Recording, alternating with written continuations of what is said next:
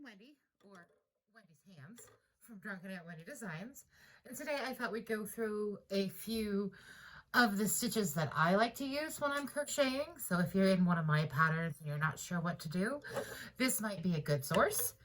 You want to have your scissors, a large eye needle. I don't think we'll get to anything like that today. I have a crochet hook. This one is slightly larger than what I would usually use so that I can make sure that the stitches are nice and big so you can see what I'm doing.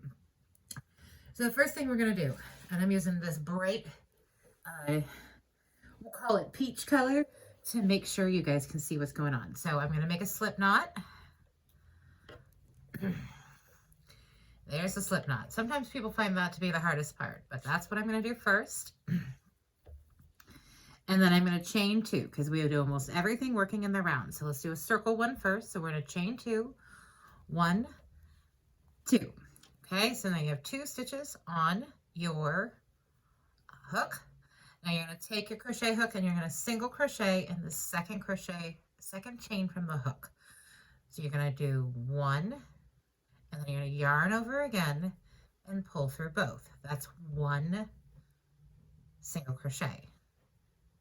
Go through, pull up a loop, yarn over, pull through. That's 2. Push through, pull up, yarn over, pull through. 3, that's push through, pull up, yarn over, pull through.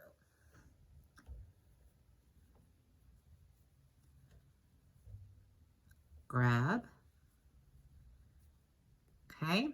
So now we have 6 stitches. I like to do 6 because I like the way the math works. Sometimes I do 4, sometimes I do 8. It really depends, but you'll really find that this is what most people do because it makes the most even circle. So I've got the 6 stitches. I'm going to take this end from where I did my first 2 stitches in my slip knot, and I'm going to pull that tight, and that kind of closes up that hole. And we're going to move on to the next row where we're going to put in increases. Now, when you're crocheting, you typically, for shaping, to make a circle, you want to increase by 6 each row. And that'll give you an even shaped circle. So we're going to increase in each stitch. Increase simply means do 2 single crochets in each stitch. So we're going to do 2 single crochets. 1, 2. And then we'll do the next one.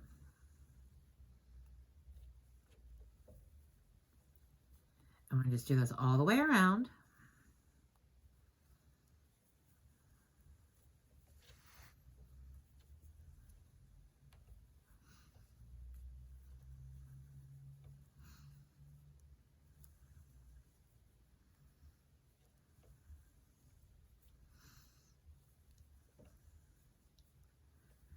Okay, and now, since this is basically the foundation for what you're working on, especially if you're making an amigurumi, I count to make sure I have 12. So 1, 2, 3, 4, 5, 6, 7, 8, 9, 10, 11, 12. Okay. Here's where you would use a stitch marker or a piece of yarn. I often just use a piece of yarn, but this is a stitch marker, and we'll go over how to use these.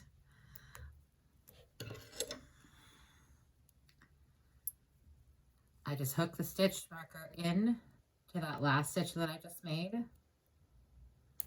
So I know that when I get to it, it's my last stitch. So we're going to do another row. We're going to increase by 6 again. So we're going to single crochet and then increase. I'm going to do that 6 times. Crochet, increase, single crochet, increase,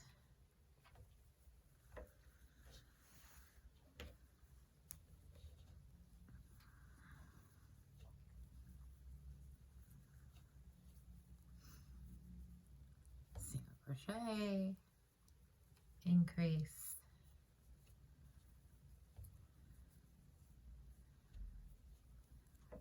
single crochet, increase.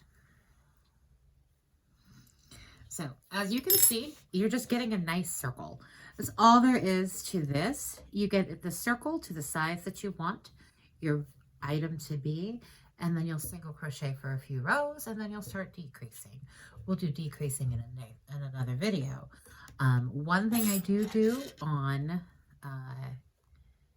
even numbers is if you don't spread out these increases, you get a strange little line that goes up and almost makes it a hexagonal because you're doing it with 6 sides. I'm trying to move this stitch marker.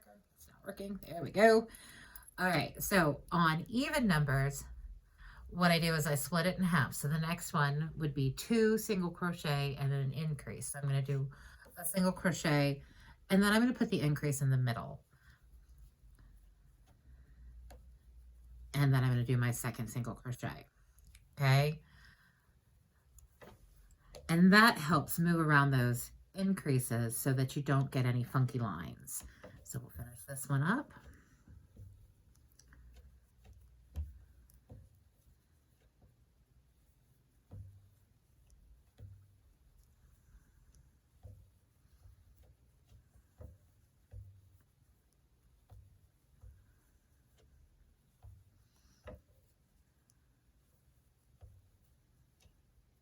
Oops, there we go.